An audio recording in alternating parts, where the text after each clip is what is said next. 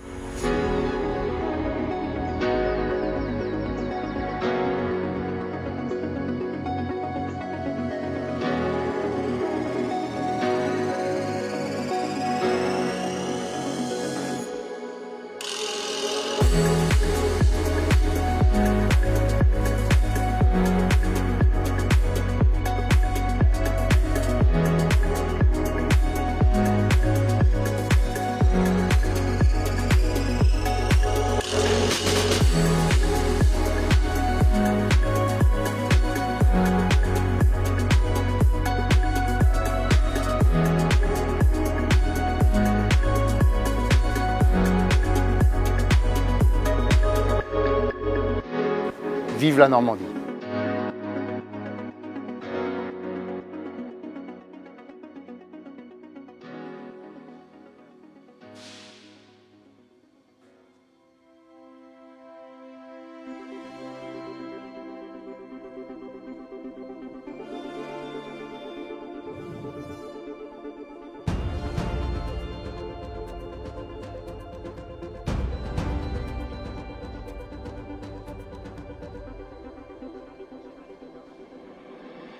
Mesdames et messieurs, nous sommes en direct depuis Bouleville dans l'Eure, dans la magnifique usine de Pierre Rioux, le groupe Rioux qui aujourd'hui emploie plus de 1000 personnes en Normandie et dans le monde. Lieu où nous étions réunis il y a 6 ans pour faire des promesses et aujourd'hui vous rendre compte de l'action menée, vous rendre compte du bilan de la région et des engagements de la Normandie conquérante. Et je demande à M. Pierre Rioux de bien vouloir inaugurer cette séance. Pierre, je vous en prie, la scène est à vous.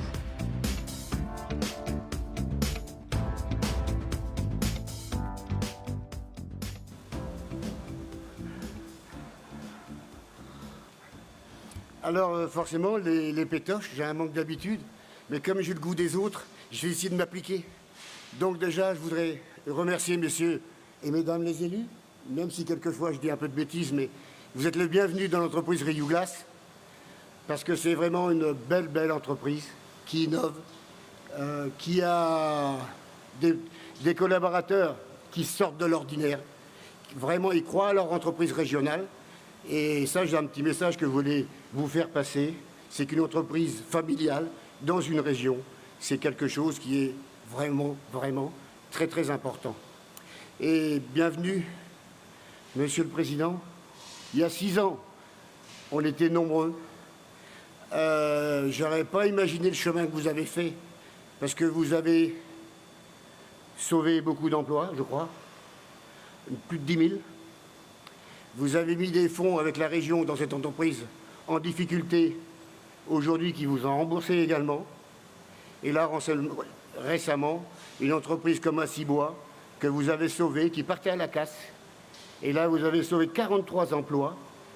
Et c'est des gens et des familles que je connaissais personnellement, parce que je travaillais avec le papa, le grand-père, le papa et le fils. Bon, quand on prend des impayés, c'est comme ça, mais là, vous l'avez bien sauvé. Les gens à qui vous l'avez confié ou qui l'ont prise, ils investissent. Et vous allez voir quelque chose, c'est une entreprise qui va vous faire une centaine d'emplois, je pense, dans les 5-6 ans qui viennent. C'est fabuleux.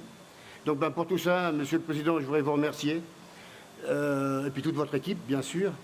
Et surtout, quand vous allez encore grandir, messieurs, dames, messieurs les élus, protégez les entreprises familiales. Parce que nous, les 2-3 sous qu'on gagne, on essaye de les donner à nos collaborateurs, on essaye d'acheter des machines. Vous voyez ici, on a des très belles usines, on a des très belles machines, dont Monsieur le maire nous visite de temps en temps, je le remercie également. Et notre but, c'est de construire et d'y arriver. Que les entreprises financières qui viennent chez nous pour 5 ans, et qui partent dans 5 ans, qui n'ont fait que la moitié du travail, avec des EBITDA qu'on aura du mal à rembourser dans les années qui viennent, c'est ça qu'il faudra un jour mettre au point. 5 ans, c'est trop court pour faire une vision. Quand on a une grande famille, on est 150. Je remercie Daniel, que Daniel il est là quelque part. Je le remercie. Et puis j'ai des grands clients fidèles qui viennent des amis qui sont là. Donc ça, c'est formidable. Voilà, donc protéger les entreprises familiales, parce que les 2 sous qu'on gagne, on les met dans nos boutiques. On les met dans nos boutiques. Et surtout les banquiers, il n'y en a pas là. Je vous dis discrètement, c'est quand même des coquins. Je peux vous expliquer des trucs, mais je ne vais pas le faire ici. C'est aussi des gens bien et on en a besoin. Mais quelquefois, c'est des coquins. Voilà. Voilà, Monsieur le Président, moi je suis personnellement, au nom de mon entreprise, de mes collaborateurs, collaboratrices, de vous avoir avec nous et que vous repartiez dans cette campagne qui va être, je pense, difficile. Moi, j'y connais rien spécialement en politique, mais je sais que vous êtes un bon. Vous êtes un bon, vous avez une bonne équipe. Je sais ce que vous avez fait depuis les 6 ans passés.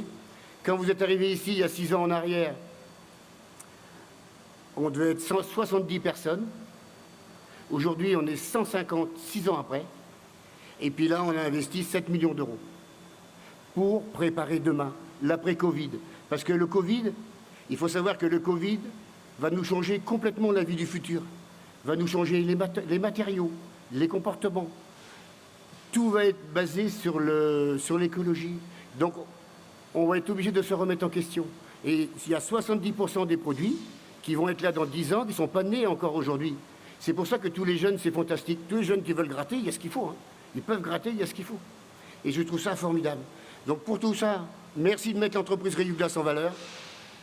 Si vous revenez quand vous voulez, et quand vous allez avoir gagné, parce que je sais que vous allez gagner, vous nous offrirez peut-être le champagne.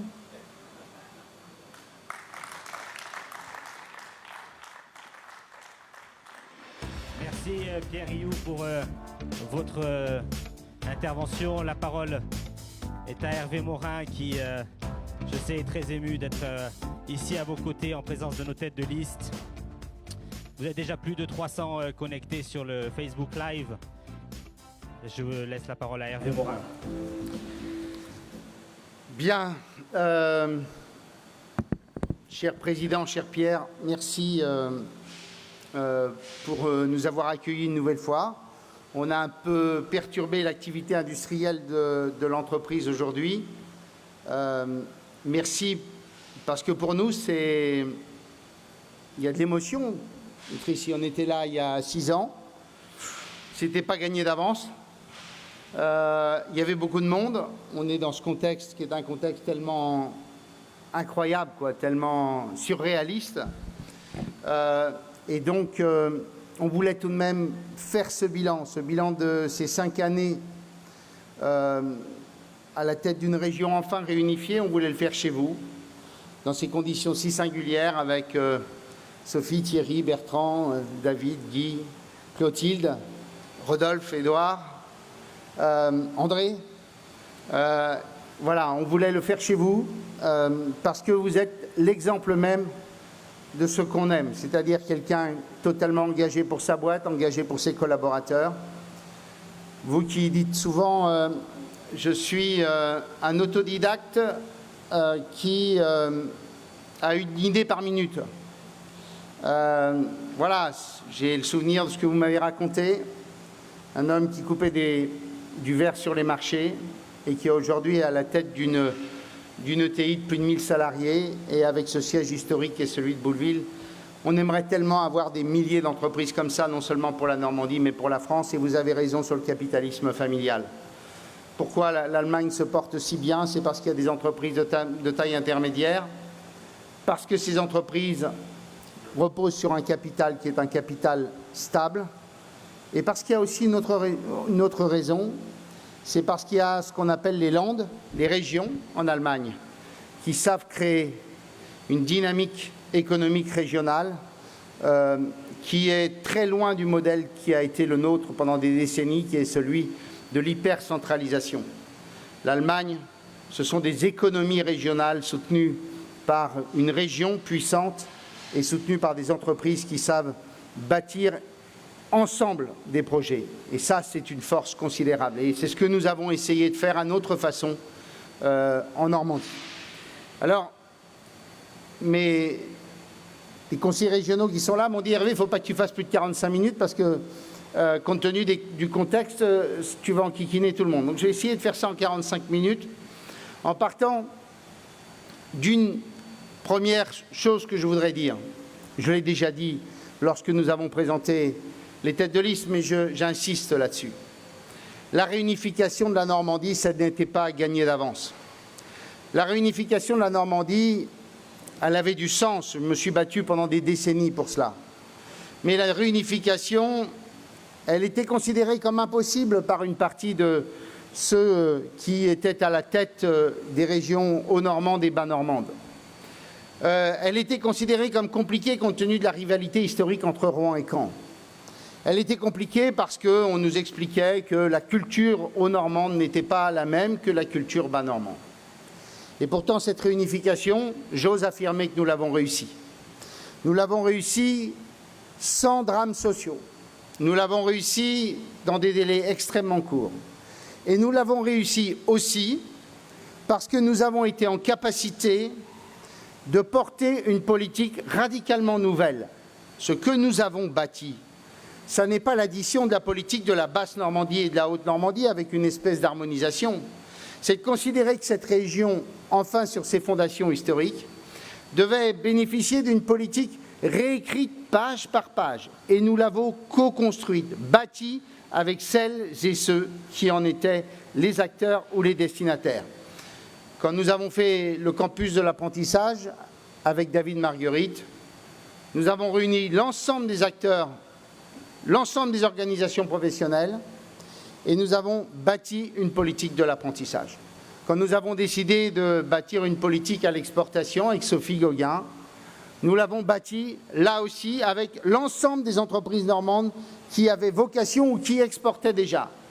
Quand nous avons construit la politique agricole, nous l'avons bâti pendant 6 mois avec Clotilde, avec des groupes de travail, avec 300 paysans ou 300 acteurs du monde de l'agroalimentaire pour bâtir une politique agricole dont tout le monde s'accorde à reconnaître qu'elle a réussi. Je ne vais pas faire pour les autres, mais je pourrais le faire à l'infini. Et ça a été notre marque de fabrique. Construire une politique nouvelle, respecter un certain nombre de principes. Et ce sont les deux premiers principes que je voudrais rappeler. Le principe de l'équilibre et le principe de la justice. L'équilibre au camp Rouen. Une partie de l'administration à Rouen, une partie de l'administration à Caen. L'équilibre entre la Haute et la Basse Normandie. Le siège de la région était à Caen pour nous parce que la préfecture de région était à Rouen. L'équilibre, enfin, entre un certain nombre de territoires. L'équilibre entre les quartiers de politique de la ville, cher Rodolphe Thomas, et le monde rural, cher Guy, avec des politiques extrêmement solidaires, importantes, massives, à la fois pour soutenir la rénovation des quartiers et aussi pour soutenir les politiques de développement dans le monde rural. Une politique enfin équilibrée entre l'axe Seine, la dorsale de l'économie régionale, et l'ensemble du territoire normand. Nous nous sommes à la fois occupés du port du Havre et, cher David, du port de Cherbourg. Nous nous sommes à la fois occupés de l'agglomération de la métropole rouennaise et, mon cher Bertrand, de l'agglomération alençonnaise, en portant partout où c'était nécessaire des politiques structurelles, systémiques, capables de faire de la valeur ajoutée. Et nous l'avons fait, mesdames et messieurs, aussi avec un souci de justice. La justice correspond d'abord au fait que personne ne pourrait nous opposer l'idée que nous avons favorisé un camp au profit d'un autre. Toutes les agglomérations, toutes les collectivités, quelle que soit leur couleur politique, ont bénéficié de la même attention de la région. Des communistes aux républicains, chaque fois qu'un projet avait du sens pour la région, nous l'avons supporté de la même façon. Et nous avons aussi, au nom de la justice, considéré qu'il fallait mieux financer des politiques, des investissements là où la ressource fiscale était plus faible. Quand avec Guy Lefranc, nous avons construit la politique territoriale, nous avons considéré qu'il valait mieux subventionner, Thierry, un projet dans le monde rural où la ressource fiscale est faible que dans les endroits où la ressource fiscale est plus facile. En clair, on mettait plutôt un taux de 25% ou de 30%, là où ailleurs, on mettait plutôt 20 ou 25%, au nom de la solidarité entre les territoires. Et la justice, Monsieur Rioux, elle a été aussi dans cette idée simple, c'est qu'il n'y avait pas de sorte de Normands, et je prends un seul exemple, ce sont les lycées. La majorité socialiste aux Normandes refusait de financer, contrairement à la loi, les lycées privés sous contrat de Haute-Normandie. Nous avons considéré qu'il y avait des lycéens qui étaient soit dans le public, soit dans le privé, mais que ces lycéens étaient tous normands. Et au nom de la justice, nous avons financé, nous avons d'abord réglé nos dettes avec les lycées privés de Haute-Normandie, et nous avons considéré que dans le cadre de la loi, sans porter atteinte au financement massif des lycées publics, nous soutiendrions aussi les établissements privés sous contrat dans leurs investissements et aussi les maisons familiales rurales qui sont aussi des acteurs sur le territoire et notamment le territoire rural, au nom de l'équité et de la justice. Et c'est ça qui a créé la dynamique. C'est ça qui a fait que la région Normandie s'est réveillée. Et c'est ça que nous porterons dans les 6 prochaines années. Je dis aux Normands, nous serons les garants de cette dynamique régionale parce que nous serons les garants de l'équilibre entre la Haute et la Basse Normandie d'hier, entre les territoires urbains et les territoires ruraux. Et nous serons garants aussi par des gestes symboliques, comme le fait que le président de la région étant aux Normands, le premier vice-président ou la première vice-présidente sera nécessairement bas normande, parce que faire le contraire serait symboliquement quelque chose que nos compatriotes ne comprendraient pas. On a joué l'équilibre entre les deux, on continuera à jouer l'équilibre entre les deux anciennes régions. Ça a été une réussite, mais c'est fragile, et donc il faut y faire attention. Second sujet que je voudrais évoquer, Président, puisque vous aussi vous êtes président, c'est celle de vouloir jouer à fond la carte de la Normandie. On a un imaginaire exceptionnel, toutes les valeurs, tout ce que représente la Normandie, c'est positif. On l'a vu, on l'a montré, tout le monde le sait, la qualité de vie, la gastronomie, les paysages, le patrimoine, tout est positif, nos 620 km de côte. Beaucoup de Parisiens aujourd'hui d'ailleurs quittent l'Île-de-France pour venir chez nous.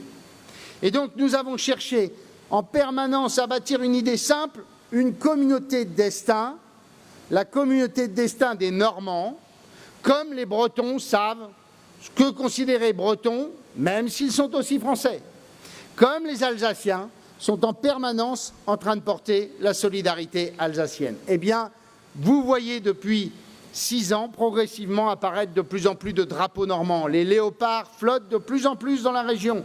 De plus en plus d'acteurs, comme vous le disiez, sont ensemble pour porter des projets, pour décider de créer les conditions du développement, de créer des clusters, des grappes, pour porter des produits communs. Et nous avons cultivé en permanence cette idée que lorsqu'on a la chance d'être en Normandie, eh bien on joue la carte de la Normandie à fond. C'est valable bien sûr pour l'agriculture et l'agroalimentaire, c'est valable pour l'industrie, mais c'est aussi valable pour la culture, comme c'est valable aussi pour le sport. Ça a été la marque de fabrique. Et cette marque de fabrique, nous l'avons cherchée aussi en privilégiant la Normandie. Savez-vous, Monsieur Rioux, quelle est la part des marchés que nous donnons, nous, Conseil régional, aux entreprises de Normandie? Nous l'avions dit, nous l'avons fait. 98% des marchés que la région passe sont passés à des entreprises normandes. La préférence régionale, on l'a jouée à fond. Et deuxième principe, nous avions dit que nous lutterions contre les excès des travailleurs détachés. Nous avons créé les conditions pour que les travailleurs détachés qui sont sur nos entreprises, sur nos marchés ou sur nos chantiers, eh bien, respectent les mêmes conditions que les salariés français, parce qu'il n'y a pas de raison de considérer que les normes qui sont légitimes chez nous ne seraient pas applicables parce qu'on est polonais ou parce qu'on est roumain. Et donc, ce que nous avions dit sur ces deux sujets, la préférence régionale, la lutte contre les dérives du travail détaché, eh bien, nous l'avons fait aussi au sein du Conseil régional. Alors, Président, si nous voulions résumer les choses, nous l'avons fait au nom, en effet, de l'équilibre. Et je voudrais citer quelques politiques régionales sur lesquelles nous avons été en capacité de jouer cet équilibre au nom de l'aménagement du territoire. C'est le très haut débit. Nous avons consacré 234 millions d'euros pour accélérer le déploiement du très haut débit assuré par les départements. Dans notre département, Monsieur Rioux, à la fin de l'année prochaine, le déploiement sera achevé. Dans le Calvados, il le sera aussi. Demain, dans la Manche, dans l'Orne, fin 2023, en Seine-Maritime, où les perspectives étaient à 2030-2035, eh bien, dans les 2 à 3 ans, la totalité de la Normandie sera fibrée. Et là aussi, en ayant veillé à ce que ce soit possible en territoire rural, parce que les conditions financières et la solidarité financière de la région l'a permis. Prenons cet exemple. Ma communauté de communes avait comme perspective 60% de personnes fibrées en 2030, avec un coût pour l'intercommunalité qui était impossible. L'année prochaine, la communauté de communes Lieuvain-Pays d'Auge sera complètement fibrée et à des conditions financières qui sont aujourd'hui possibles pour une petite communauté de communes. Nous l'avons fait aussi au titre de la stratégie d'attractivité que nous avons cherché à mener dans les villes moyennes, dans chaque territoire. Nous avons su, par exemple, à travers nos contrats de territoire, soutenir 1014 projets représentant un engagement de la région de 520 millions d'euros, générant 2,4 milliards d'euros d'investissement. Et nous l'avons fait en imaginant des dispositifs nouveaux. Nous l'avons fait en imaginant, par exemple, de bâtir une foncière permettant demain d'installer de nouveaux commerçants dans les quartiers ou dans les rues dans lesquelles on assiste à une déprise commerciale. Cette foncière, elle est désormais en état de se mettre en route et ce sera un projet pour l'avenir. Nous mettrons en place, Président, un dispositif expérimental avec les intercommunalités qui le voudront, des maisons à 1 €. Ça veut dire quoi? Ça veut dire que là où on assiste à un taux de vacances important, eh bien nous avons passé un accord avec le secteur bancaire où en quelque sorte la région permettra à quelqu'un d'accéder à une famille, d'accéder à une maison à 1 €, en contrepartie et en échange duquel la même famille devra, dans le cadre du concours bancaire, assurer le réaménagement ou la restauration ou la modernisation de cet habitat. L'idée, c'est de permettre à un certain nombre de nos compatriotes d'accéder à la propriété dans des conditions réalisables. Nous ferons aussi, Président, ce que nous avons commencé à faire à travers les villes de la reconstruction. Nous avons eu cette imagination de considérer qu'on avait là un capital que nous ne savions pas exploiter, nous qui avons été détruits dans des centaines de communes en Normandie à plus de 70%. Eh bien, cette architecture qu'on ne regardait pas, nous avons décidé, de passer des contrats avec ces communes pour leur permettre de réhabiliter cet habitat, et deuxièmement, de bâtir un projet qui soit un projet dans lequel on puisse en faire un produit touristique. Il y a une architecture très fine qui est l'architecture de la reconstruction, une architecture qu'il faut regarder et qui doit être un identifiant de la région. Eh bien, nous l'avons porté là aussi sur le réseau des villes moyennes, de ces villes qui se sont engagées dans ce label des villes de la reconstruction. Nous l'avons fait aussi à travers le financement dans toutes les communes de Normandie des équipements nécessaires pour leur attractivité ou leur rayonnement. Je cite simplement 2 équipements. Les équipements sportifs. 140 projets d'équipements sportifs ont été financés à hauteur de 72 millions d'euros, dont 20 millions pour les piscines. Autre exemple, nous avons financé 100 festivals à travers la Normandie et 700 structures culturelles. Oui, les plus grandes, les plus prestigieuses, les plus connues, mais aussi des structures qui sont des structures de proximité et qui sont indispensables parce que l'attractivité d'une petite ville, d'un gros centre-bourg ou d'une ville moyenne, ça passe aussi par les équipements sportifs, mais aussi par les équipements culturels. Et nous le ferons encore dans les années qui viennent. Cet équilibre, ça a été aussi, bien entendu, de faire en sorte qu'au-delà des grands équipements que nous avons financés dans les métropoles, et j'y reviendrai, de financer profondément l'économie rurale, c'est-à-dire aussi l'économie agricole. La politique agricole, mesdames et messieurs, nous l'avions dit, nous réorienterons en 2016, si vous m'aviez écouté, ou en 2015, M. Rioux à ce moment-là, nous avions dit nous réorienterons une partie des crédits européens vers l'agriculture. Nous l'avons fait. Et nous l'avons fait à un tel point que nous pouvons nous enorgueillir aujourd'hui que 16 000 exploitations agricoles en Normandie ont bénéficié du soutien de la région. 16 000 sur 31 000.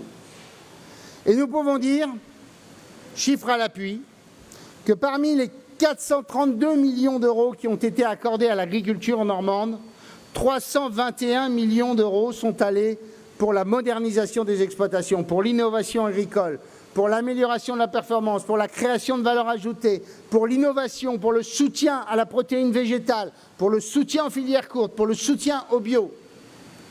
321 millions d'euros. Dans les 2 prochaines années, nous accorderons 200 millions d'euros dans le cadre du plan de relance européen que nous sommes allés chercher à Bruxelles. Et donc, l'agriculture normande a pu bénéficier d'un soutien sans précédent pour continuer sa marche en avant et sa transformation. Nous avions dit que nous nous occuperions des mobilités, facteur majeur, au nom, là aussi, de l'équilibre territorial. Nous avons annoncé un plan Marshall sur le train. Eh bien, mesdames et messieurs, ce plan Marshall a permis d'investir 2,2 milliards dans le ferroviaire, grâce à un chèque de l'État au moment du transfert des voies ferrées d'1,250 milliard et grâce à un effort de la région extrêmement important. On nous a expliqué qu'on était des dingos à l'époque. Toutes les autres régions ont fait pareil. Reprendre les trains intercités pour en prendre la responsabilité. Mais surtout, aujourd'hui, vous avez des trains neufs, vous avez des trains confortables, vous avez des trains, vous avez la Wi-Fi, et vous avez des trains qui sont ponctuels et réguliers depuis 4 mois. Le taux de régularité des trains aujourd'hui en Normandie est de 95%, c'est-à-dire un des meilleurs taux en France. Et sur toutes les lignes, non seulement on a désormais des trains ponctuels, mais dans le même temps, on a augmenté la desserte ferroviaire. On a réouvert de nouvelles lignes, Serqueux-Gisors, Fécamp-Bréauté, et nous avons su augmenter l'offre ferroviaire de 20% sur toute la Normandie. Je cite simplement un ou deux exemples, parce que c'est mieux en le disant à travers des exemples. La situation, elle est assez simple. Quand vous regardez ce qui s'est passé sur toute la Normandie, eh bien, vous prenez Rouen, le Paris-Rouen, vous avez 14 trajets supplémentaires. Vous prenez, mon cher Guy, le Paris-Lisieux, c'est 2 trajets supplémentaires. Le Paris-Bernay, mon cher André, c'est 3 trajets supplémentaires. Et on peut le faire à l'infini. L'engagement que nous prenons pour les prochaines années, c'est de continuer cet effort. 250 millions d'euros sur les petites lignes seront avancés. L'accord a été signé avec l'État il y a quelques semaines. Ça permettra encore d'améliorer le Paris-Granville, que nous passerons à l'hydrogène. Mais ça permet aussi, à l'avenir, de prévoir le ferroviaire sur le Rouen-Louviers, sur le Glo-Honfleur, que nous allons rouvrir, le Tréport-Abbeville, Lillebonne-Bréauté, Motteville-Saint-Valéry, Le Havre, Port-Jérôme.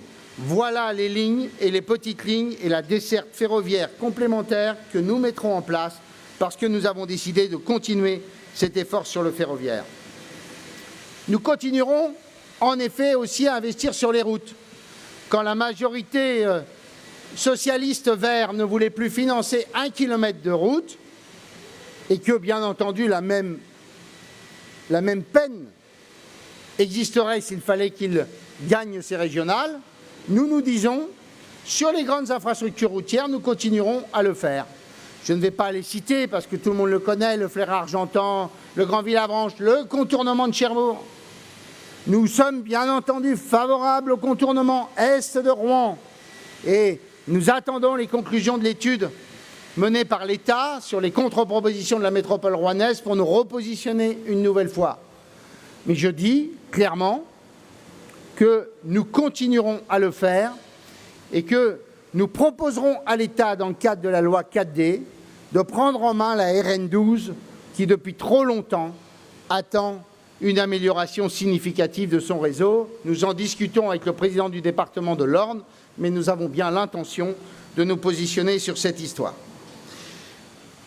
L'équilibre aussi consiste aussi, mesdames et messieurs, à considérer que nous allons investir massivement dans les universités. Le campus du Madrier, le campus du Plateau Nord, le campus du Havre. 1 milliard d'euros d'investissement, dont 250 millions d'euros financés par la région.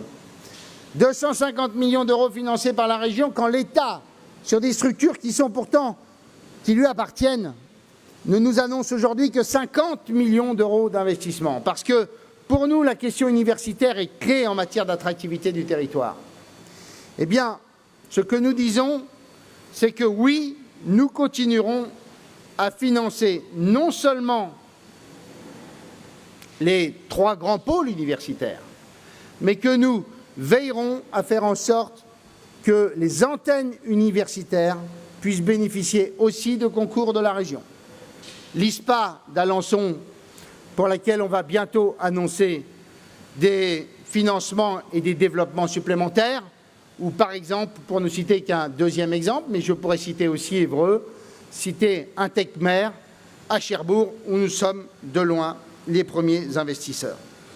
Nous disons ceci, 3500 étudiants chaque année quittent la Normandie pour les universités parisiennes et bretonnes.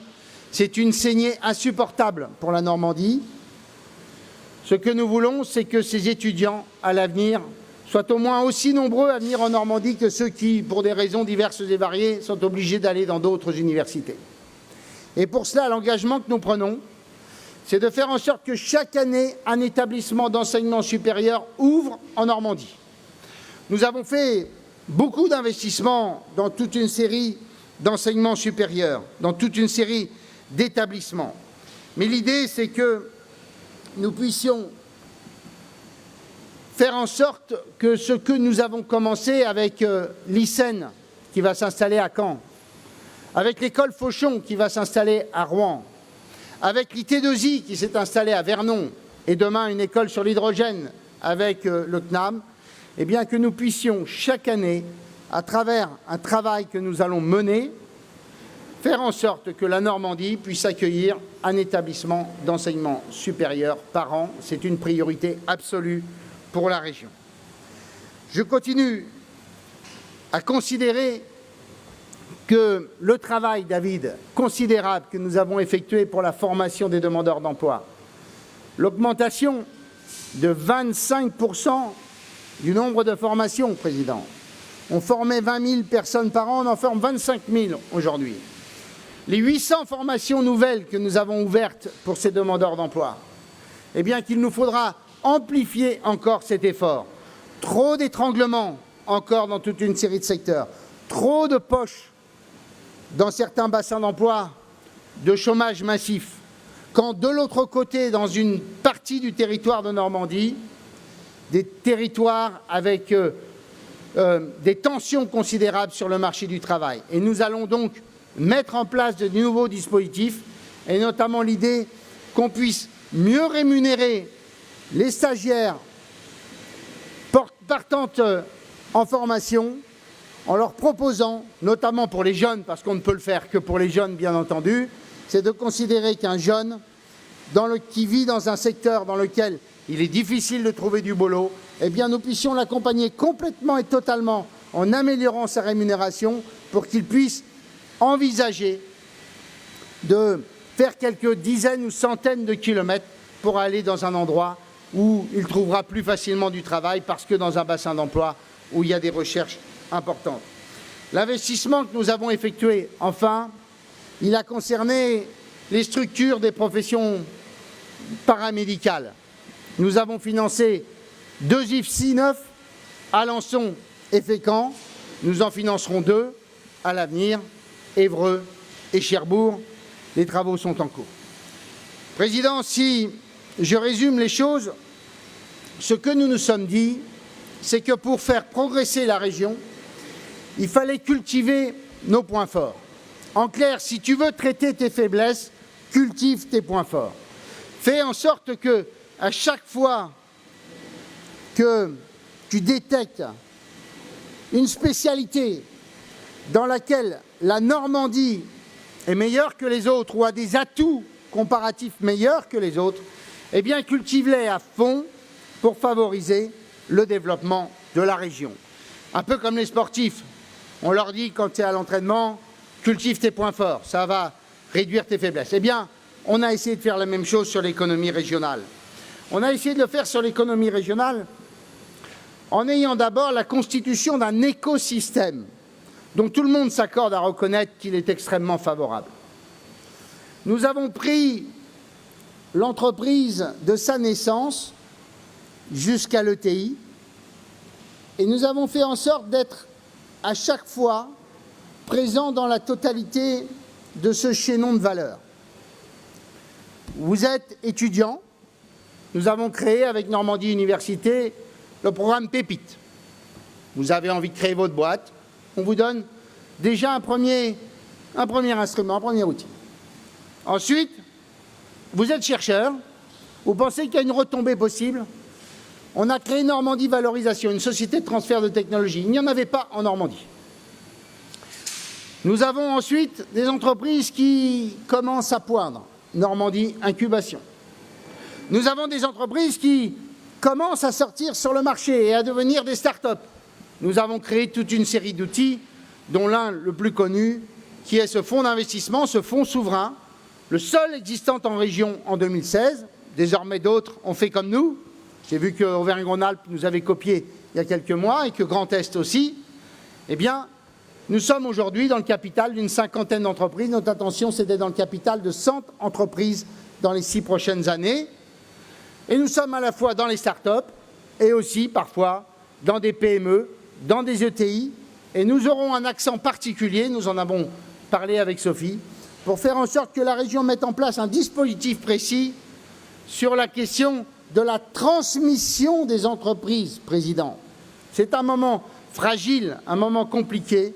Et donc nous mettrons en place un outil nouveau, comme nous favoriserons les entreprises dans la construction de leur politique de RSE. Nous créerons une fondation de la biodiversité qui pourra éventuellement accueillir ce que nos entreprises pourraient faire à ce titre. Et nous essayerons en permanence de bâtir de nouveaux modèles dans lesquels on puisse intégrer la responsabilité sociale et environnementale des entreprises. J'ajoute que ce modèle-là, qui nous a amené notamment à aller, comme vous l'avez évoqué, au secours d'entreprises en difficulté, nous a permis tout de même d'avoir aujourd'hui, ce matin nous étions chez Frial, à Bayeux, 600 salariés, entreprise au bord du gouffre. La région a consacré 2,5 millions d'euros pour permettre à l'ancien dirigeant de tenter le sauvetage de cette boîte. Eh bien, ce matin, Président, il nous a redonné les 2,5 millions d'euros en disant « J'ai sauvé la boîte, elle est repartie, elle fait des bénéfices ». Vous avez cité tout à l'heure à Cibois, je pourrais vous citer Solserra, je pourrais vous citer tant d'entreprises en Normandie sur lesquelles nous sommes intervenus, comme dernièrement ACPP à Cherbourg, comme hier ou avant-hier Guy Degraine à Vire. Ce que nous allons faire dans l'avenir, Président, c'est faire en sorte que, au-delà de l'ensemble des dispositifs concernant tous les secteurs de l'économie, l'artisan, le commerçant, le créateur d'entreprise, avec coup de pouce, 3600 personnes qui ont bénéficié d'un chèque de la région pour avoir un peu de trésorerie quand il créait son commerce, sa petite boutique, son entreprise artisanale, des fonds de garantie qu'on a mis en place, les prêts d'honneur qu'on a mis en place. Ce que nous essaierons de faire à l'avenir, Président, c'est nous mettre en situation de porter notre effort sur un certain nombre de filières dont on estime qu'elles sont stratégiques. Pour ne pas être trop long, je n'en citerai qu'une, c'est la filière hydrogène. Nous avons là un potentiel industriel considérable. Nous nous sommes engagés pour que la vallée de la Seine soit un des grands corridors hydrogène européens. Nous allons travailler avec Valérie Pécresse sur ces questions. Des projets industriels majeurs sont sur le sujet. Il faut ensuite décliner des consommateurs de cet hydrogène futur dans les mobilités. Ce sera les trains à hydrogène, les bus à hydrogène en Normandie, puisque nous allons transférer nos bus progressivement sur l'hydrogène. Ce sont les premiers logisticiens que nous accompagnerons sur l'hydrogène et les premières mobilités lourdes, fluviales, à travers les péniches et éventuellement les bacs qui traversent la Seine, sur lesquels, là aussi, nous tenterons des expériences et développerons ce potentiel hydrogène. J'ai évoqué l'axe Seine, bien sûr, potentiel considérable. Et je rappelle que la région a financé la chatière que nous attendions depuis 25 ans, qui assurera la connexion entre la mer et la Seine et dont les travaux commenceront en 2023. Je pourrais citer à Cherbourg les 80 ou 90 millions d'euros qui ont été investis en tout sur les 3 ports sous la responsabilité de la Normandie, Dieppe, Caen et Cherbourg. Nous aurons investi 400 millions d'euros, plus que ce que fait l'État sur ces grands ports maritimes de Rouen et du Havre. eh bien nous serons, nous Normandie, à travers un projet que nous avons porté avec Brittany Ferries, nous aurons la première connexion de fret ferroviaire partant de Cherbourg, allant jusqu'à Bayonne et permettant d'accélérer le développement du port de Cherbourg et de sa connexion avec l'Irlande. Nous continuerons à bâtir des projets autour du port du XXIe siècle, et notamment du port de plaisance du XXIe siècle. Nous avons ces projets-là sur Dieppe et sur Caen. Nous essaierons aussi de faire en sorte qu'autant que possible, nous puissions garantir et solidifier Brittany Ferries, premier employeur de marins en France, compagnie bretonne et normande qui assure le lien transmanche, et nous continuerons à les soutenir aussi longtemps qu'il le faudra, car c'est bien entendu un lien stratégique considérable, et je remercie Sophie pour le travail qu'elle peut effectuer sur le sujet. Parmi les orientations que nous prendrons dans les prochains mois, nous essaierons de bénéficier de l'écosystème digital qui s'installe en Normandie, à travers notamment la création d'une maison des gentils hackers. Nous voulons devenir la région de la cybersécurité. Nous avons pour ça quelques start-up, et notamment une, Yes We Hack, qui n'est plus vraiment une start-up, 60 à 70 salariés à Rouen, et nous allons bâtir un écosystème favorable pour faire en sorte que sur la cybersécurité, nous devenions une région référente. Alors, Président, je pourrais continuer longtemps sur ces questions de développement économique. Je voudrais simplement terminer par un ou deux sujets. Nous n'avons pas oublié l'économie sociale et solidaire. 110 000 emplois en Normandie, de très belles entreprises, comme des leaders sur la fibre optique à Côme, dont d'ailleurs un des ingénieurs est sur notre liste, et ce maillage extraordinaire d'entreprises personnelles, de petites entreprises ou de moyennes entreprises que constitue le champ de l'économie sociale et solidaire. Nous continuerons aussi à porter un effort considérable sur l'économie circulaire. Beaucoup d'emplois sont en création sur ce sujet. Nous avons été la région qui a su réunir les 750 acteurs de l'économie circulaire dans Nessie, qui est une plateforme où chacun contribue à construire l'intelligence collective. Nous avons su bâtir un fonds sur les enjeux de développement durable, un fonds d'investissement, un fonds participatif qui s'appelle Kiwai, que nous avons bâti avec la Caisse d'épargne. Eh bien, nous continuerons à bâtir un modèle dans lequel l'économie circulaire contribuera à la création massive d'emplois. Vous allez à Bernay, l'entreprise que nous avons été visiter il y a quelques semaines avec Sophie va créer plus d'une centaine d'emplois sur le sujet parce qu'elle a pris le champ et le potentiel de développement lié à l'économie circulaire. J'ajoute enfin que dans le cadre de ce potentiel que représente notre façade maritime, nous demanderons à l'État l'instauration de zones franches portuaires.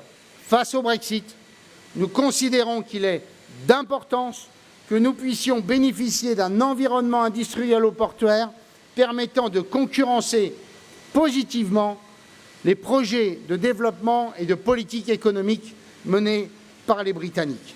Bref, l'économie continuera à être pour nous une priorité absolue. Alors, quand j'évoque l'économie, j'ai évoqué la formation, je n'y reviens pas. Je voudrais simplement désormais évoquer les domaines d'excellence dans lesquels nous avons essayé de bâtir là aussi des grappes de développement. Le tourisme. J'évoque le cluster médiéval que nous avons bâti. Nous sommes une grande région de l'histoire médiévale. Nous avons porté des projets partout en Normandie et avec des projets très innovants comme Domfront, où nous consacrons plus de 15 millions d'euros pour en faire un des hauts lieux du tourisme médiéval, comme nous souhaitons le faire aux Andelys. Nous avons décidé, avec le département de l'Orne, de porter un projet autour du cheval, du tourisme, de la formation au Haras du Pin. Ça faisait 15 ans que le Haras du Pin se mourait progressivement à travers 200 à 250 jours de manifestations sportives, à travers la participation d'un des grands acteurs du tourisme français et européen. Nous avons un projet de construction d'un modèle assez extraordinaire autour du tourisme et du cheval, du tourisme et de la nature, et avec un investissement de plus de 40 millions d'euros sur le Haras du Pin. Nous avons aussi porté le tourisme de mémoire, et je cite les investissements considérables que la région a effectués dans un certain nombre de musées, comme le musée d'Arromanches, dont la construction va bientôt commencer. Nous avons considéré pour le sport que nous avions une pépite, le centre sportif de Normandie, l'ancien Crêpes, qui là aussi attendait un nouvel avenir. Eh bien, nous avons su bâtir, parce que nous en avons eu l'ambition, un des 3 centres sportifs de référence à l'échelle française. En clair, les grandes équipes nationales, les équipes professionnelles, nos athlètes aussi, viendront s'entraîner dans un centre qui n'aura pas de pareil quasiment en France, sinon en région parisienne. En clair, nous voulons faire du sport un facteur d'attractivité, comme nous avons su bâtir une proposition pour faire en sorte que la Normandie soit base arrière des Jeux Olympiques. 50 collectivités sont aujourd'hui accréditées pour pouvoir accueillir des sportifs aux Jeux Olympiques, et je regrette encore que lorsque la Haute et la Basse Normandie existaient, personne n'ait eu l'ambition et la volonté de bâtir une proposition pour faire en sorte que nous puissions accueillir des disciplines olympiques, du moins des compétitions olympiques. Troisième filière, je l'évoque rapidement, la filière équine, 20 000 emplois, beaucoup en monde rural. Nous avons su bâtir avec Goustranville le premier campus équin au monde, 70 chercheurs, 600 vétérinaires, une pépinière d'entreprise.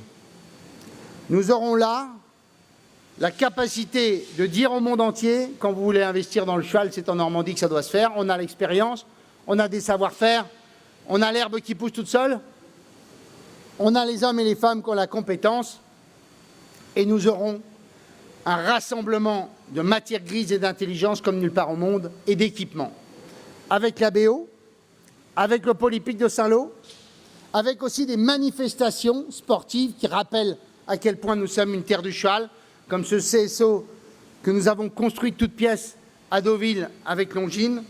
Bref, nous aurons ici la capacité de continuer à cultiver un point fort pour en faire un facteur de développement. L'énergie, là aussi, nous étions tout à l'heure chez Lacmil, au Havre. Eh bien, l'entreprise Lacmil, elle est sous-traitante de ceux qui sont en train de construire les éoliennes, l'énergie marine renouvelable. Quand je vois le Rassemblement national sur une page expliquer qu'il ne faut pas d'éoliennes, eh bien, je lui demande d'aller voir les 10 000 salariés qui sont en train de travailler grâce aux énergies marines renouvelables. Grâce demain, je l'espère, à l'hydrolien que nous avons repris, abandonné par l'État 15 jours après l'inauguration d'une usine. Et nous aurons la première hydrolienne dans l'eau à la fin de l'année prochaine, ou de cette année, l'année prochaine, et qui nous permettra là aussi un nouveau développement industriel. J'ai évoqué l'hydrogène. Pourquoi nous sommes un grand corridor de l'hydrogène à venir? Parce que nous avons la capacité de faire l'hydrogène décarboné. Ça veut dire les énergies marines renouvelables et ça veut dire le nucléaire.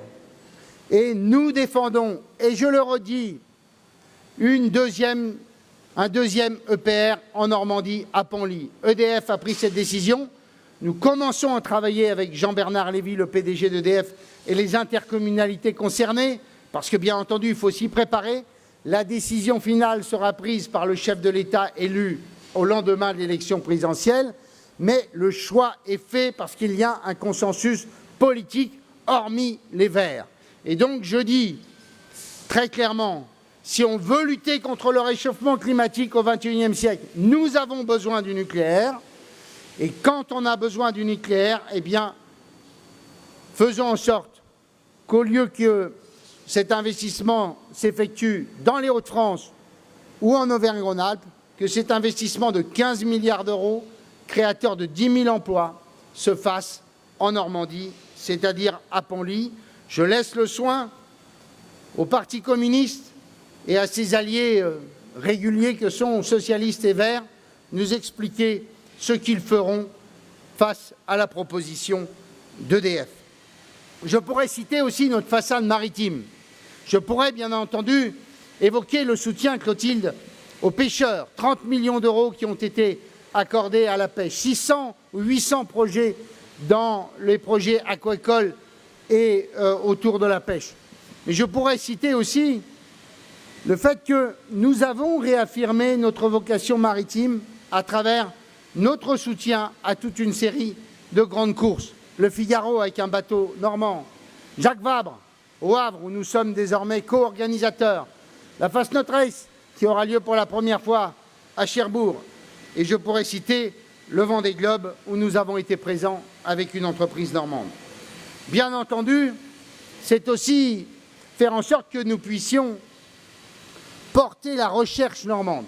Nous y mettons 50 millions d'euros par an. Mais à travers ce financement régulier des laboratoires et des centres de recherche, ce que nous voulons faire aussi, mes chers amis, c'est bâtir des pôles d'excellence. On les connaît, ils sont classiques, autour du matériau, autour de la chimie. Mais nous avons, sur le cancer, sur la radiothérapie, avec le projet d'hadron-thérapie, avec le Ganil, nous avons là, avec l'Institut de génomique à Rouen, nous avons là toute une série de grands projets de recherche, facteurs à la fois d'amélioration, je l'espère, de la santé humaine. Donc on est heureux de savoir que bientôt, grâce à l'hadron-thérapie, on pourra soigner beaucoup mieux les tumeurs des enfants. Mais derrière ça, c'est aussi de la recherche, de l'innovation et du développement. Eh bien, nous porterons ces projets comme nous porterons les projets de développement autour de Cicéron ou de Becquerel. Bien entendu, autre facteur majeur de développement, mais aussi de construction d'un élément absolument clé dans cette période troublée, de conscience collective, cette capacité à permettre au plus grand nombre d'accéder à la culture, de comprendre l'altérité, de se rappeler quelles sont nos valeurs communes. Nous avons fait un effort considérable pour la culture, pour nos grandes structures, pour lesquelles on a eu une grande ambition. Je pense par exemple à l'Opéra de Rouen, qui est devenu un opéra d'intérêt national. Mais c'est aussi le financement de centaines de structures sur le territoire. Et nous voulons développer désormais des théâtres de proximité, continuer à porter la culture universelle pour tous et l'ouverture des droits culturels.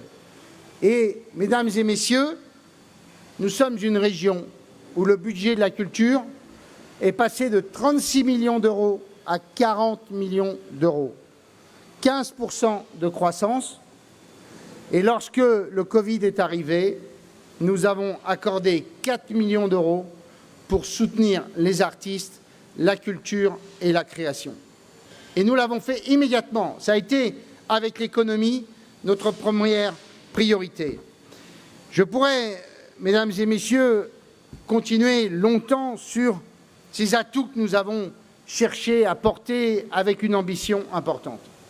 Mais il y a aussi quelque chose de plus immatériel. C'est de bâtir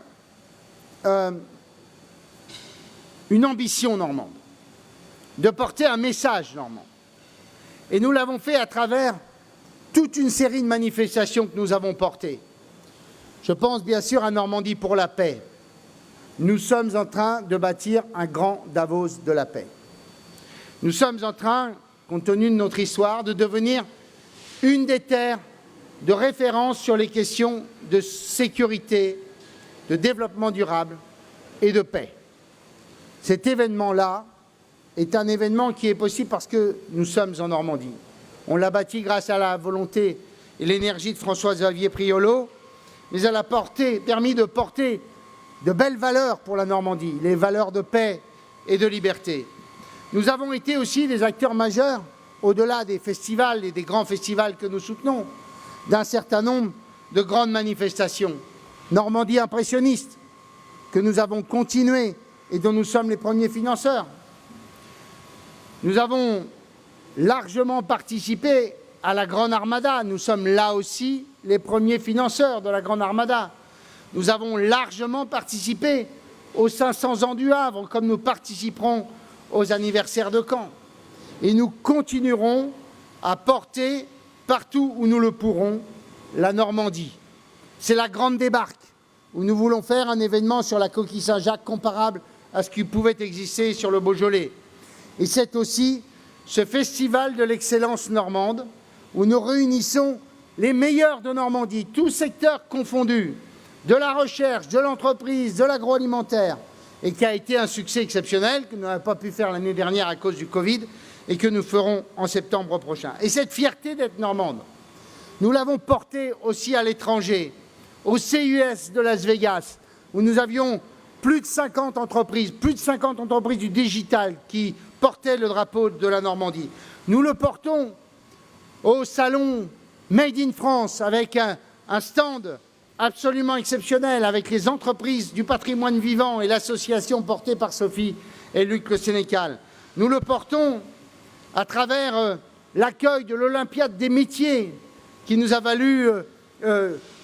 permis à des dizaines de milliers de jeunes de Normandie de découvrir les métiers de demain, et l'effort considérable que nous effectuerons à travers l'agence d'orientation pour connaître les métiers, pour que les jeunes trouvent leur voie, leur chemin, pour que les familles puissent mieux comprendre quels sont les métiers de demain et ceux vers lesquels les enfants peuvent aller ou leurs enfants peuvent aller, avec la possibilité de bâtir une carrière professionnelle.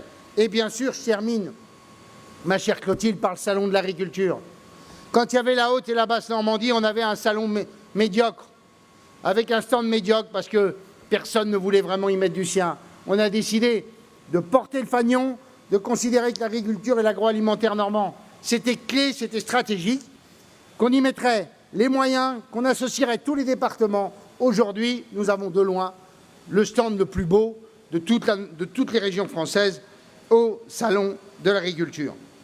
Et puis porter nos atouts, c'est ne pas oublier aussi ce qui fait notre Normandie, notre culture. C'est faire en sorte que nous puissions bâtir des solidarités de proximité. C'est notre monnaie régionale, le Rollon, qui permet à plusieurs milliers de producteurs de pouvoir dire, et de commerçants de dire, je suis dans la filière courte, je fais travailler mon voisin qui est au-delà de la haie. Bâtir ces solidarités, c'est l'espace que nous avons su faire avec Au rendez-vous des Normands, où nous avons aujourd'hui 1 millier de producteurs qui sont sur une plateforme où ils peuvent ainsi aller trouver le client qui est juste à proximité et qui est en capacité de leur permettre de leur donner des débouchés supplémentaires. C'est bien sûr la défense de notre terroir, porter nos produits. Nous sommes la première région en signe de qualité, 14 AOP et AOC. Demain, un nouvel AOP et AOC avec le cidre du Pays de Caux, je l'espère. Bientôt, l'huître de Normandie, reconnue par l'INAO, un combat de plusieurs années, après avoir l'année dernière fait la fête pendant la petite période où nous avions le droit de ne pas porter de masque sur le cidre du Perche.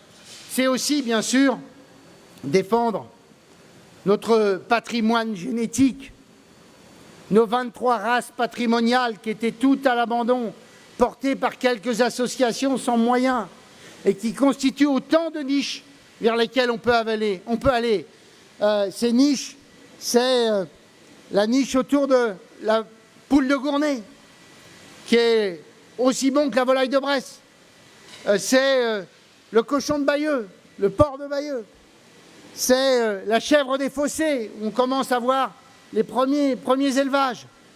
Et c'est aussi, bien entendu, mesdames et messieurs, de porter partout où nos agriculteurs le veulent des projets de développement de produits issus de filières courtes, de leurs fermes. Aujourd'hui, il y a 5000 exploitations en Normandie qui développent des produits à la ferme. Enfin, je voudrais évoquer, pour ne pas être trop long, ce que nous avons fait et ce que nous voulons faire pour les prochaines années au titre de la Normandie à vivre, puisque c'est vivre la Normandie. J'espère que vous vous ennuyez pas trop, vous là-bas là, qui êtes sur le mire d'image et que vous écoutez bien. Vous, la liste renouvelée à 63%. Je voudrais évoquer d'abord ce que nous avons fait pour la jeunesse. Nos lycées, 620 millions d'euros d'investissement. Raccordés désormais tous au très haut débit. Sécurisés pour ceux qui le veulent. Mon cher Bertrand, en ayant développé des projets pédagogiques autour de Normandie Langue, 1000 jeunes en immersion d'anglais en fin d'année. Lycée du futur, des projets d'innovation pédagogique, 150 projets. Lycée développement durable, 80 projets. Mon cher David, les écoles de la deuxième chance, 5 écoles de la deuxième chance. Nous doublerons le nombre d'écoles de la deuxième chance pour les porter à 10. L'apprentissage, plus 20% d'apprentis en 5 ans. Et nous financerons et nous continuons à financer les campus de l'apprentissage avec 2 campus des métiers. J'ai évoqué celui d'Alençon et celui du Havre qui verra bientôt le jour. Je pourrais évoquer aussi, bien sûr, la question de l'orientation et à travers ça la question de l'égalité des chances. L'égalité entre les hommes et les femmes pour accéder au métier. Faire en sorte que cette égalité des chances aille jusqu'au plus profond de nos territoires. Et c'est par exemple ce que nous faisons avec Chemin d'avenir. C'est enfin, mesdames et messieurs, ce que nous avons fait au titre du Covid, où nous avons ouvert 2000 stages pour les jeunes diplômés des universités et des écoles de Normandie pour qu'ils puissent avoir leur première expérience professionnelle en étant rémunérés par la région avec une formation supplémentaire. C'est 14 millions d'euros que nous avons consacrés à ce titre. C'est enfin, pour les jeunes normands, la possibilité de voyager à demi-tarif avec un prix du ferroviaire diminué de 50%. Et c'est enfin ce que nous ferons bientôt dans le Roumois avec ce premier lycée international du Roumois qui permettra enfin d'accueillir à la fois les jeunes de ce plateau, on l'attend depuis 25 ans, et en même temps de faire un certain nombre de formations de l'enseignement supérieur autour de l'énergie. Et dans l'avenir, nous avons l'intention de faire 2 choses. 1, bâtir une vraie politique d'internat pour faire en sorte que nous permettions aux jeunes d'avoir des internats qui soient des lieux où on puisse cultiver l'excellence, cultiver l'accompagnement pédagogique. Ce que nous voulons aussi, c'est faire en sorte que chaque lycée soit une référence dans un secteur pour lui permettre en quelque sorte d'attirer non pas simplement des jeunes de son bassin d'emploi, mais d'attirer des jeunes de toute la Normandie et que cette formation d'excellence puisse tirer la totalité de l'établissement vers le haut. Ce que nous ferons à l'avenir aussi, c'est permettre aux jeunes de continuer à avoir des formations nouvelles dans les lycées professionnels. On en a ouvert 86 partout où les bassins d'emploi détectaient des besoins de main-d'œuvre et de qualification. Nous l'avons fait dernièrement avec Bertrand à Falaise. Nous continuerons à le faire dans l'avenir. Nous continuerons à financer les projets de développement de l'enseignement supérieur, comme nous l'avons fait, le CESI, le SITC, l'école de management de Le Havre, les doctorants à qui nous accordons une bourse pour permettre à une centaine de doctorants de pouvoir étudier dans les meilleures conditions en Normandie. Et je termine par 2 dispositifs majeurs au profit des jeunes. Atout Normandie, c'est 170 000 jeunes qui bénéficient d'une capacité de pouvoir se faire financer l'achat de livres, d'accéder à la culture, d'accéder au sport. C'est 14 millions d'euros. Et c'est la bourse de mobilité internationale qui n'existait pas en Normandie, que nous avons créée en arrivant. 4 000 jeunes qui, chaque année, bénéficient de cette bourse pour pouvoir aller faire leurs études à l'étranger.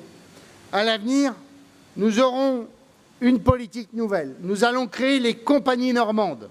Ces compagnies normandes, ce sont 1000 jeunes à qui nous proposerons de pouvoir avoir une expérience dans le champ de la culture, du développement durable et de la solidarité dans les territoires et auprès des associations. En quelque sorte, leur favoriser leur générosité naturelle. Par ailleurs, bien entendu, nous continuerons à combattre les problématiques de mobilité, notamment pour les formations, et nous mettrons en place des scooters électriques dans un certain nombre de lieux et de villes moyennes pour faire en sorte que ces scooters soient à disposition des jeunes qui puissent les récupérer dans leur village et qu'ils puissent aller ensuite dans un lieu de formation dans la ville moyenne la plus proche. Enfin, je voudrais terminer par un sujet. Une Normandie à vivre, c'est une Normandie qui fait attention à son patrimoine naturel et à son environnement. Nous ne sommes pas favorables à l'économie rabougrie, à l'écologie rabougrie, pardon, à l'écologie de la décroissance. Nous sommes favorables à l'écologie heureuse, à l'écologie responsable. Grand programme sur les logements. 100 millions d'euros ont été consacrés pour favoriser la rénovation énergétique de 15 000 logements, 600 bâtiments publics. L'écologie heureuse, pour nous, c'est bien entendu, je l'ai évoqué, le bus à hydrogène et le train à hydrogène demain. L'écologie heureuse, ce sont les premières expérimentations, je l'ai évoqué, autour des mobilités routières et fluviales autour de l'hydrogène. L'écologie heureuse, c'est aussi les 70 programmes que nous menons pour protéger la biodiversité normande. C'est aussi les conservatoires que nous avons mis sur l'abeille noire, qui est l'abeille de la Normandie, dans chaque département, pour faire en sorte qu'elle puisse retrouver sa place. L'écologie heureuse, pour nous, c'est l'agrobiologie, c'est les 2000 exploitations bio de Normandie, c'est le programme « Je mange normand » qui fait qu'aujourd'hui, 50% des produits agroalimentaires dans les cantines de nos lycées sont issus de l'agriculture normande et que nous porterons cela à 80%. À l'avenir, je pourrais évoquer les territoires à énergie positive que nous accompagnons dans 12 intercommunalités, cher Guy. Les 12 intercommunalités ou les 14 intercommunalités qui sont engagées dans une démarche territoire développement durable que nous soutenons aussi. À l'avenir, nous aurons, pour ne citer que 4 sujets. Le premier, nous créerons une fondation sur la protection de la biodiversité. Le second, nous mènerons un grand programme avec les intercommunalités qui le souhaitent autour de la protection des haies, des mares et de la valorisation de ce produit. Le quatrième, nous mènerons un programme de 400 millions d'euros sur les 50 lycées qui sont des passoires thermiques aujourd'hui et sur lesquels un effort important doit être effectué. Et enfin, nous déclinerons le GIEC normand des 23 scientifiques, leurs conclusions, nous les déclinerons sujet après sujet et en ferons notre ligne de route pour la prochaine année. Pour les prochaines années. Je n'évoque pas la question des mobilités sans terminer sur le fait qu'au-delà de nos investissements ferroviaires et routiers, nous ferons en sorte qu'avec l'agglomération rouennaise et l'agglomération caennaise et havraise, nous puissions développer une espèce de RER métropolitain. Les études sont financées, la décision a été prise en commun entre l'État et la région, et nous avons l'intention de faire en sorte de pouvoir développer un service express régional sur ces 3 agglomérations, là où très clairement des problèmes de circulation importants se posent.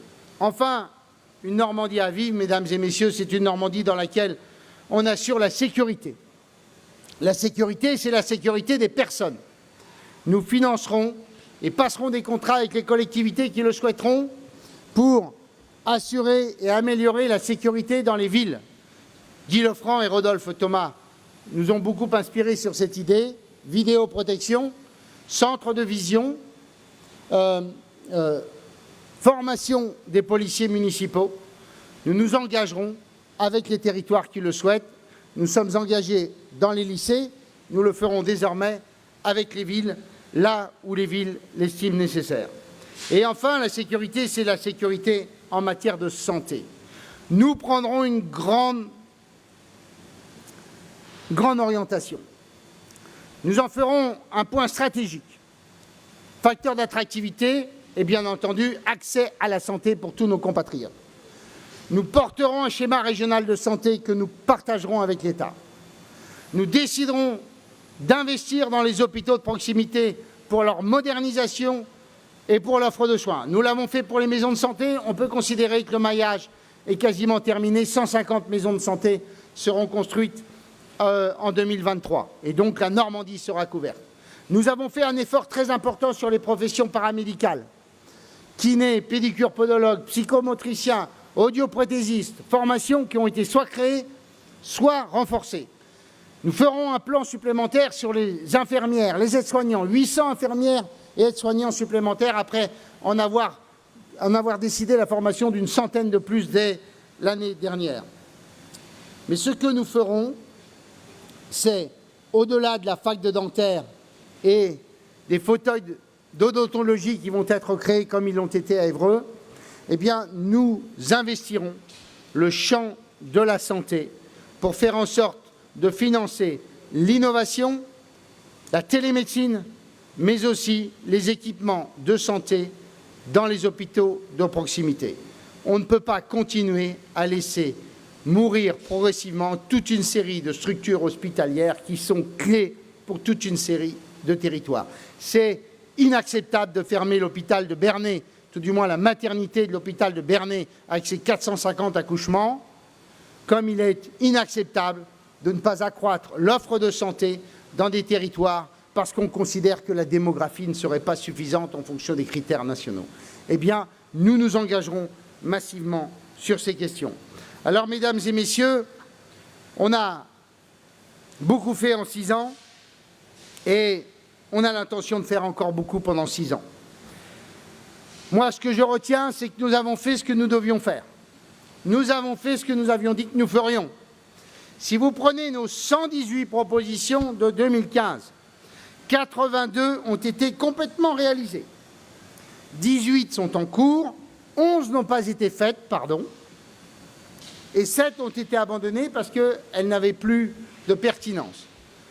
Quand on dit que les politiques ne font pas ce qu'on dit, ce qu'ils doivent faire, ou tout du moins que leur discours de campagne et la réalisation, il y a toujours une montagne, eh bien nous, on a fait ce qu'on avait dit qu'on ferait. On a tenu nos engagements. Et on les a tenus complètement. Et on a été réactifs. Et quand il a fallu réagir sur le Covid, on a acheté 9 millions de masques. On a permis aux entreprises de repartir. On a fourni des masques au personnel soignant.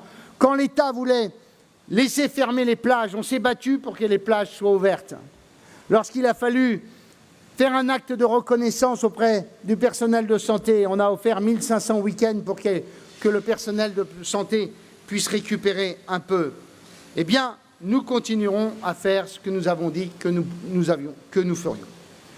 Nous le ferons parce que nous avons la région la moins endettée de France, parce que nous avons une région où nous avons fait 25 millions d'euros d'économies de fonctionnement, parce que nous avons une région où nos collaborateurs sont repassés aux 35 heures, permettant d'économiser 140 postes, même si beaucoup de nos collaborateurs travaillent beaucoup plus de 35 heures par semaine, et parce que nous avons veillé à ne pas saupoudrer notre action, mais à la porter là où nous étions stratégiques pour assurer le développement de la région.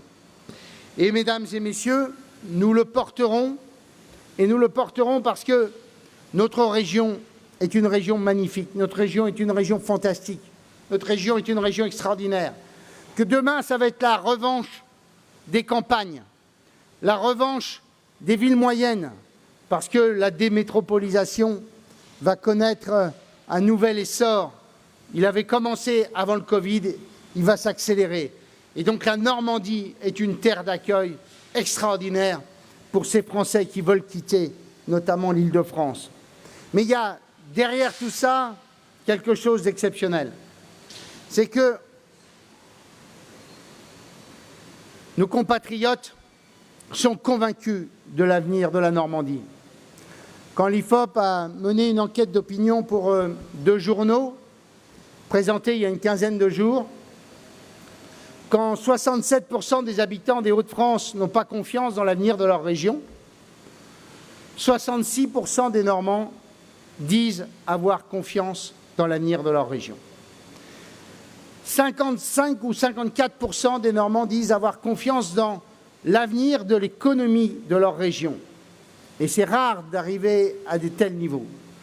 Quand on a autant de Normands qui sont heureux de vivre dans la région et qui ont confiance dans l'avenir de leur région, on ne doit pas les décevoir. On doit être au rendez-vous. Et on doit continuer à y mettre autant d'énergie et de cœur que nous l'avons fait pendant 6 ans. On a aimé passionnément la région. On a essayé de la servir à chaque instant. J'ai fait 15 000 km par mois, le pire bilan carbone qu'on puisse avoir. Oui, je le reconnais. Mais nous avons tous, nous, les vice-présidents et présidents, été constamment à porter les projets régionaux, à essayer de démêler les situations, à être réactifs. Et au bout du compte, on a des Normands qui sont, en dépit d'un contexte si singulier, en dépit du Covid, qui ont confiance dans leur région et dans l'avenir de leur région. Eh bien, on a envie qu'ils aient encore confiance dans les 6 prochaines années. Et donc nous disons aux Normands, votez utile, votez la Normandie, votez la Normandie conquérante. Je vous remercie.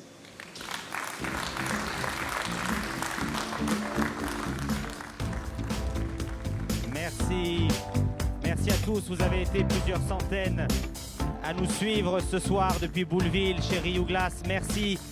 Merci à tous les candidats qui étaient présents ce soir de tous les 4 coins de la région. Merci à eux pour leur mobilisation. On se retrouve très vite en présentiel. Merci pour ce grand moment et nous allons dès demain reprendre la route. Nous serons à Tingebray pour un grand meeting de Tingebray, pour une fois en présence du public à nouveau dans la limite des jauges de 35. Merci à tous. Bravo. Vive la Normandie conquérante. Vive l'équipe. Et vive la France. Merci beaucoup.